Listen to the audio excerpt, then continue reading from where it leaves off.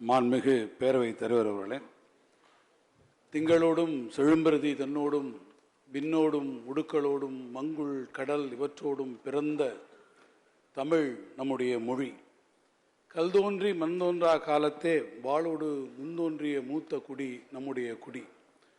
தமிழகத்தினுடைய நிலப்பரப்பில் இந்த குடி தோன்றி 15 லட்சம் ஆண்டுகள் ஆகியிருக்கிறது என்பதை அத்திரம்பாக்கத்திலே நாம் நடத்தியிருக்கக்கூடிய அகழ்வாய்வுகள் நம்ம இடத்திலே காட்டுகிறது என்று சொன்னால், தமிழ் இனத்தினுடைய வரலாறு என்பது இலக்கியங்கள் மட்டும் காட்டக்கூடிய அகச்சான்றுகள் அல்ல, அதற்கு திட்டவட்டமான சரித்திர வரலாற்று சான்றுகள் எப்போதும் இருக்கிறது என்பதை தமிழ்நாட்டிலே நாம் மேற்கொண்டு வரக்கூடிய பல அகழ்வாய்வுகள் நிரூபித்திருக்கிறது. குறிப்பிட்டு சொல்ல வேண்டும் என்று சொன்னால், தமிழர்களுக்கு இருக்கக்கூடிய இந்த நாகரிகம் என்பது இரும்பின் பயன்பாட்டை அறிந்திருக்கக்கூடிய ஒரு சமுதாயமாக நாம் 4200 ஆண்டுகளுக்கு முன்பாக இருந்திருக்கிறோம் என்பதை மயிலாடும்பாறையிலே நடைபெற்ற அகழ்வாய்வுகள் தெரிவித்திருக்கிறது.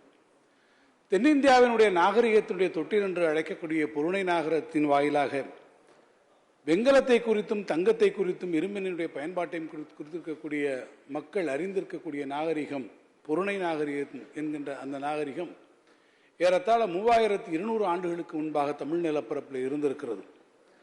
தமிழ்நாட்டிலே இருந்த அந்த பூர்வ குடிகள் எழுத்தறிவும் கல்வியறிவும் பெற்றிருக்கக்கூடிய ஒரு நகர நாகரிக சமுதாயமாக வாழ்ந்தார்கள் என்பதை ஏறத்தாழ 2600 ஆண்டுகளுக்கு முன்பாக நடைபெற்றிருக்கக்கூடிய கீழடி நாகரிகம் நமக்கு எடுத்துக்காட்டதாக இருக்கிறது. இந்த வழியிலே தொடர்ச்சியாக நம்முடைய மாண்புமிகு முதலமைச்சர் அவர்கள் ஒவ்வொரு ஆண்டும் 5 கோடி ரூபாயை தமிழ்நாட்டினுடைய வரலாற்றில் முதல் முறையாக அகழ்வாய்வு பணிகளுக்காக அளித்து, இந்த ஆண்டும் நம்முடைய தமிழ்நாட்டில் 8 இடங்களிலே அந்த அகழ்வாய்வினை மேற்கொள்வதற்கு அனுமதியினை வழங்கியிருக்கிறார்கள். அந்த அனுமதியும் பல்வேறு காலகட்டங்களிலே நம்முடைய வரலாற்றினுடைய வரிசையை எடுத்துக்கொண்டு, உதாரணத்திற்கு நுண்கற்காலம் மைக்ரோலித்திக் பீரியடாக இருக்கக்கூடிய காலத்தை நீங்கள் எடுத்துக்கொண்டால் தமிழ்நாட்டினுடைய வரலாற்றை வெம்பக்கோட்டை அகழ்வாய்வுகள் மூலமாக, அதே போல கிருஷ்ணகிரி மாவட்டத்திலே சென்னானூரிலே இருக்கக்கூடிய அந்த அகழ்வாய்வுகள் மூலமாக புதிய கற்கால காலகட்டத்தை, அதே போல கற்கால காலகட்டத்திலே இருந்து இரும்பினுடைய பயன்பாட்டிற்கு அந்த டிரான்சிஷனிலே நாம் மாறக்கூடிய அந்த காலகட்டத்தில் இருக்கக்கூடிய ஆய்வுகள் திருவண்ணாமலை மாவட்டத்தில் இருக்கக்கூடிய கீழ்நமண்டியில் இருக்கக்கூடிய அந்த காலகட்டம், திருமலாபுரம் தென்காசி மாவட்டத்திலே இரும்பு பயன்பாட்டினை அறிந்திருக்கக்கூடிய அந்த காலகட்டம், கடலூர் மாவட்டம் மருங்கூர், திருப்பூர் மாவட்டம் கொங்கலூர் ஆகிய இடங்களிலே சங்ககால நாகரிகங்கள் எப்படி இருந்திருக்கிறது என்பதை அறியக்கூடிய அகழ்வாய்வுகள், புதுக்கோட்டை மாவட்டம் பொற்பனை கோட்டையிலே அந்த பகுதியில் நிலவி இருக்கக்கூடிய தொடர் பண்பாட்டு விழுமியங்களை அறிந்து கொள்ளக்கூடிய அகழ்வாய்வுகள் என்று தொடர்ச்சியான அகழ்வாய்வுகளை நம்முடைய மாண்புமிகு முதலமைச்சருடைய வழிகாட்டுதலோடு இந்த துறை மேற்கொண்டு வருகிறது. தொல்லியல் துறையை பொறுத்தமட்டில் அகழ்வாய்வுகள் எவ்வாறு முக்கியமோ அதை போல மிக முக்கியமாக இன்னொரு துறை கல்வெட்டியல் துறை. இந்தியாவிலே மிக அதிகமான அளவிலே கல்வெட்டுக்கள் இருக்கக்கூடிய ஒரு இடம் தமிழ்நாட்டின் நிலப்பரப்பு. அதிலேயும் தமிழ்நாட்டில் இருக்கக்கூடிய கல்வெட்டுகளில் 50% கல்வெட்டுக்கள் தமிழ் கல்வெட்டுகள் என்பது மிக குறிப்பிட்டு சொல்ல வேண்டும். தமிழ்நாட்டினுடைய தொல்லியல் துறை இதுவரை 26,000 கல்வெட்டுகளை படியெடுத்திருக்கிறது. அந்த கல்வெட்டுக்களை ஏறத்தாழ 10,190 இருக்கக்கூடிய அந்த தமிழ் கல்வெட்டுகள் அதனுடைய எஸ்டம் பேஜஸை இங்கே கொண்டு வரக்கூடிய அந்த சீரிய முயற்சியினை நம்முடைய மாண்புமிகு முதலமைச்சர்கள் மேற்கொண்டு அங்கே இருந்த அந்த கல்வெட்டுக்களை 50 ஆண்டு கால தமிழ் மக்களுடைய கனவை நிறைவேற்றக்கூடிய வகையிலே அதை சென்னைக்கு கொண்டு வந்திருக்கக்கூடிய பெருமை நம்முடைய மாண்புமிகு முதலமைச்சர் அவர்களுக்கு இருக்கிறது என்பதை நான் இங்கே எடுத்து சொல்ல விரும்புகிறேன். அதே போல தொடர்ச்சியாக நான் குறிப்பிட்டிருக்க சொல்ல இந்த 2000 ஆண்டு கால காலகட்டத்தில் 2600 ஆண்டுகளை நீங்கள் எடுத்துக்கொண்டால் தொடர்ச்சியாக பேசக்கூடிய ஒரு மொழி, தொடர்ச்சியாக எழுத்து விளக்கத்தில் இருக்கக்கூடிய ஒரு மொழி, தொடர்ச்சியாக இலக்கியங்களை படைத்திருக்கக்கூடிய மொழி என்கின்ற வகையில் நம்முடைய தமிழ் மொழி செம்மொழி என்கின்ற அந்த தகுதியினை பெறுவதற்காக அடிப்படையாக அமைந்திருக்கக்கூடிய தமிழி கல்வெட்டுக்கள், தமிழ் பிராமி கல்வெட்டுக்களை நாம் பாதுகாக்கக்கூடிய முயற்சியில் இந்த தொல்லியல் துறை ஈடுபட்டிருக்கிறது.